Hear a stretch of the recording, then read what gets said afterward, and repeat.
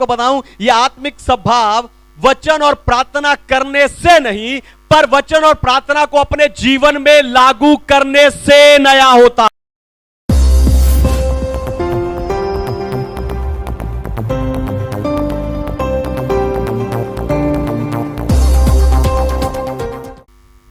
Hallelujah.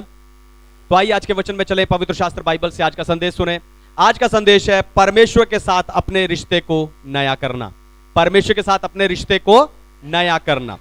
तो हमें हर साल अपनी गाड़ी या मोटरसाइकिल या मेडिकल इंश्योरेंस को रिन्यू यानी नया करवाना पड़ता है।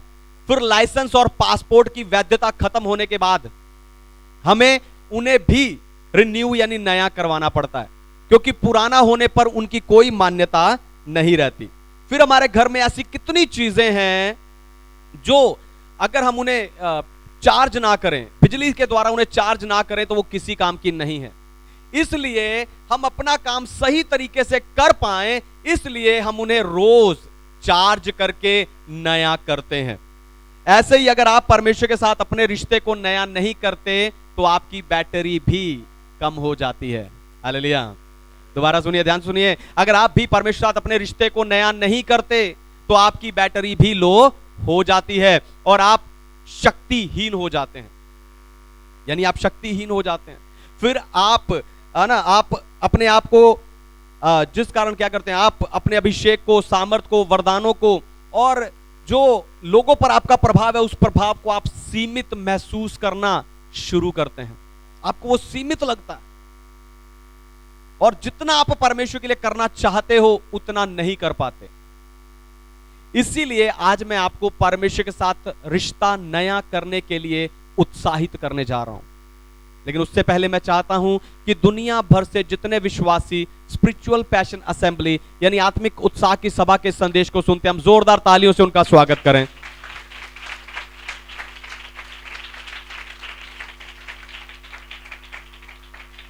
परमेश्वर के साथ रिश्ते को नया करना। पहली बात, नए मनुष्यत्व को पहन लो। पहली बात, नए मनुष्यत्व को पहन ले। पढ़िए कुलुस्सियों की पत्री अध्याय 3 वचन 10, कोलोसियंस चैप्टर 3 वर्स 10। और नए मनुष्यत्व को पहन लिया है, जो अपने सृजनहार के स्वरूप के अनुसार ज्ञान प्राप्त करने के लिए नया बनता जाता है। आमीन। परमेश्वर के नाम की महिमा हो। तो नए मनुष्यत्व को पहनने के लिए पुराने मनुष्यत्व को उसके कामों समेत उतारना जरूरी है, क्योंकि ऐसे कितने लोग हैं जो सालों से चर्च जा रहे हैं पर काम आज भी पुराने कर रहे हैं। हालेलुया। ऐसे कितने लोग हैं जो सालों से चर्च जा रहे हैं लेकिन काम आज भी पुराने ही कर रहे हैं। इसलिए नए मनुष्यत्व को नए कामों समेत पहनना जरूरी है। हालेलुया। और यह मनुष्यत्व ज्ञान के द्वारा नया होता है। यह मनुष्यत्व ज्ञान के द्वारा नया होता है। अगर कोई व्यक्ति अपनी आत्मा की मुक्ति के प्रति अनजान बना रहता है, बेखबर बना रहता है, तो वो अभी नया भी नहीं हुआ। लेकिन ऐसे व्यक्ति से मैं पूछना चाहता हूं, जब इस धरती पर आपका जीवन पूरा हो जाएगा, क्या आप स्वर्ग जा पाओगे? प्रभु यीशु मसीह जब बादलों पर कलीसिया को लेने आएगा, क्या आप उठाए जाएंगे? जो अभी भी अपनी आत्मा के छुटकारे के प्रति अनजान है, वो कहेगा, अरे ये कोई कैसे कह सकता है, अरे हो ये तो परमेश्वर ही जानता है। पर आपको बताऊं, आपका अंगीकार ही आपका भविष्य निर्धारित करता है। हालेलुया। आपका अंगीकार आपका भविष्य निर्धारित करता है। सृष्टि के समय परमेश्वर ने सबसे पहले उजाले को ही क्यों बनाया? क्योंकि परमेश्वर देख नहीं सकते थे अंधकार में।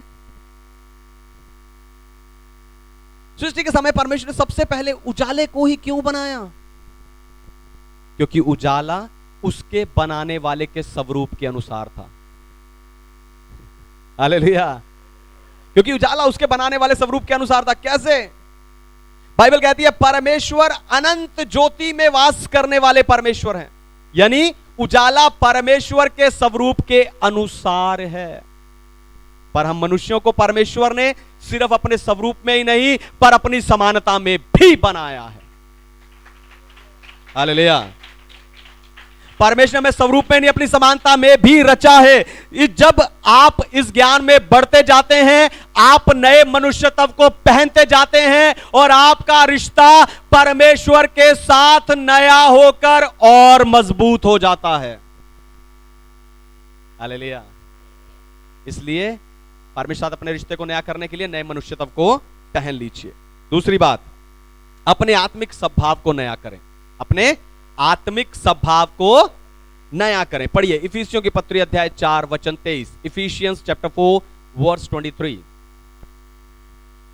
और अपने मन के आत्मिक स्वभाव में नए बनते जाओ। आमेन, हालेलुया। परमेश्वर के नाम की महिमा। तो पुराना स्वभाव पुराना स्वभाव पाप और अभिलाषाओं के कारण पापमय था। इसलिए प्रभु यीशु मसीह में हमें अपने आत्मिक स्वभाव को नया करना है। हालेलुया।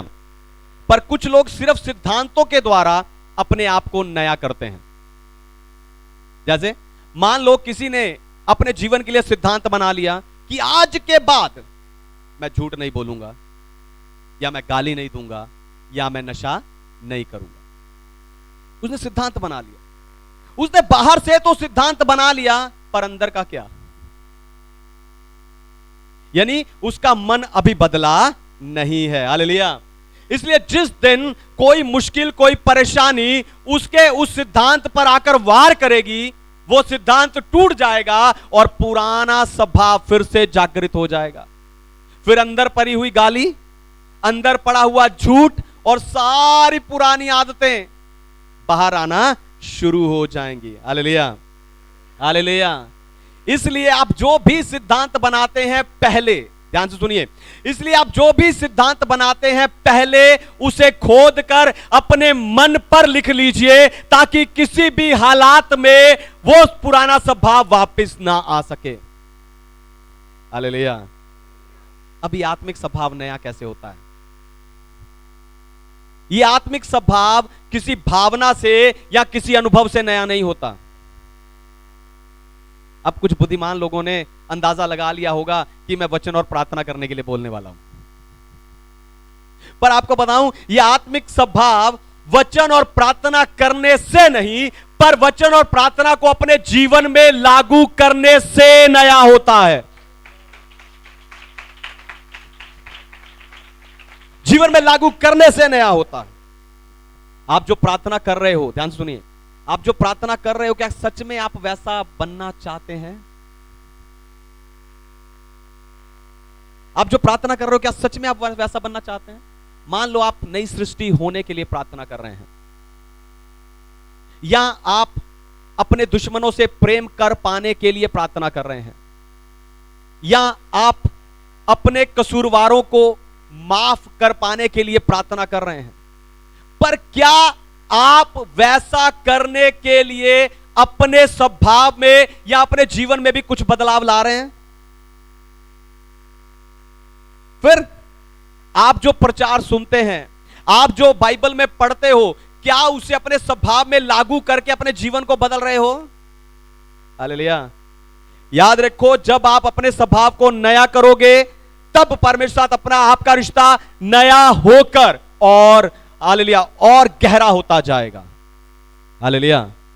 इसलिए आपको अपने आत्मिक स्वभाव को रोज नया करना है। हालेलुया।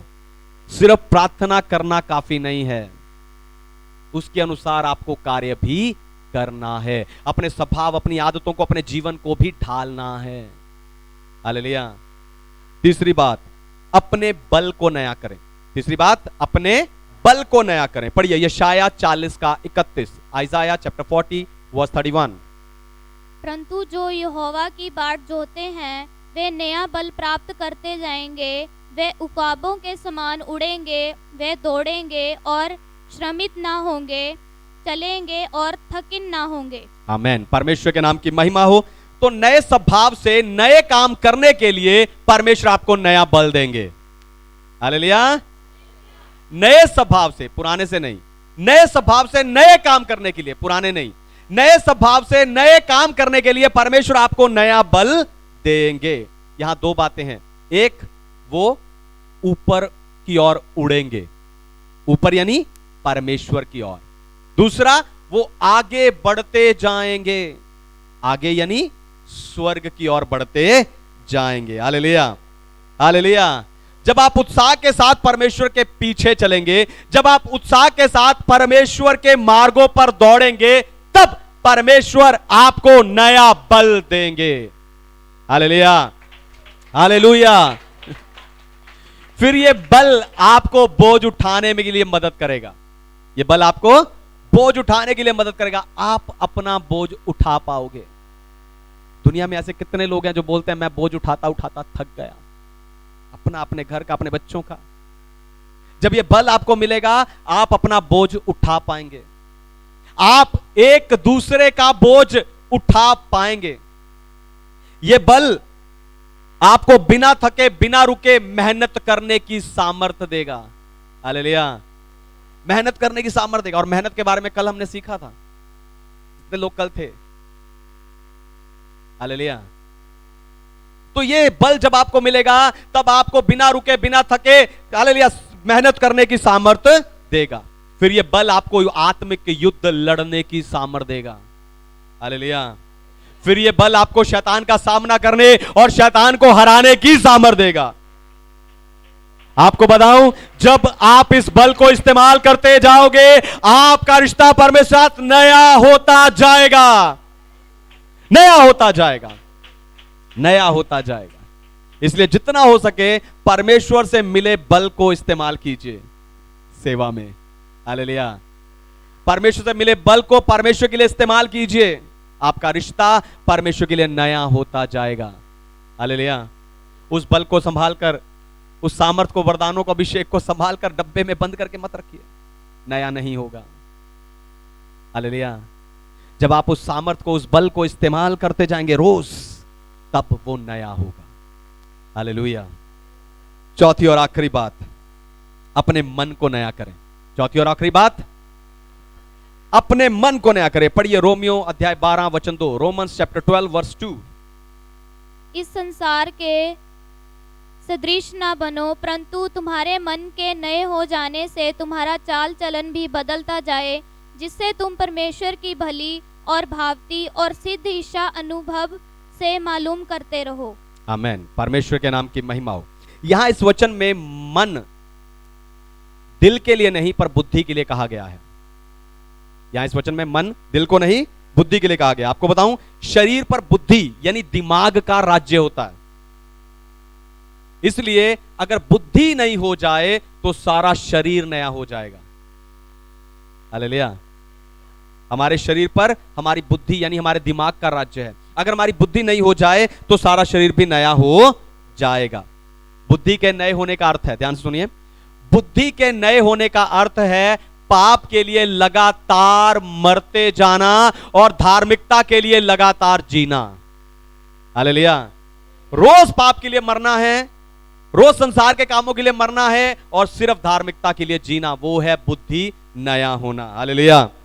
मत्ती अध्याय 17 में हम यीशु के नए होने को देखते हैं। वहां लिखा कि यीशु का रूपांतरण हो गया, उसका चेहरा और उसके कपड़े सूर्य की तरह चमकने लगे। फिर दूसरा कुरिन्थियों 3 अध्याय 18 वचन कहता है कि हमें भी अंश अंश करके उसी महिमा में बदलते जाना है। हालेलुया।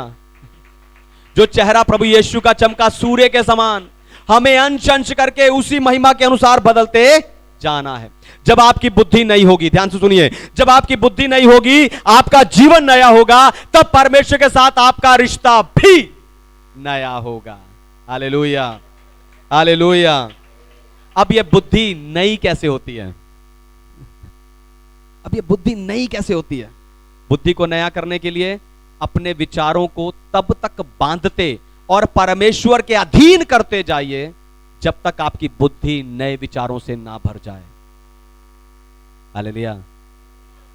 फिर बुद्धि को नया करने के लिए प्रार्थना करें कि परमेश्वर आपके बुद्धि की सुरक्षा करे और उस बुद्धि से निकल रहे विचारों और सोच का मार्गदर्शन करे, क्योंकि आपका जीवन आपके विचारों पर निर्भर करता है। हालेलुया। आपके विचारों पर आपका जीवन निर्भर करता है, वो कैसा होगा। अगर आपके विचार अच्छे, पवित्र और ऊंचे हैं तो आपका जीवन भी अच्छा, पवित्र और ऊंचा होगा। फिर बुद्धि को नया करने के लिए अपनी आत्म केंद्रित सोच को ईश्वरीय केंद्रित मानसिकता से बदलना है। हालेलुया। अपनी आत्म केंद्रित सोच को परमेश्वर की मानसिकता के साथ बदलना है। हालेलुया। कैसे? अगर आप सिर्फ अपने बारे में, अपने घर, अपने परिवार के बारे में या अपनी जरूरतों के बारे तक ही सीमित हैं तो आपकी बुद्धि नई नहीं हुई। हालेलुया। अगर आप सिर्फ अपने घर, अपने जीवन, अपने परिवार, अपनी जरूरतों तक सीमित है तो अभी आपकी बुद्धि नई नहीं हुई है। जिसकी बुद्धि नई हुई है वो परमेश्वर की तरह सबके बारे में सोचता है।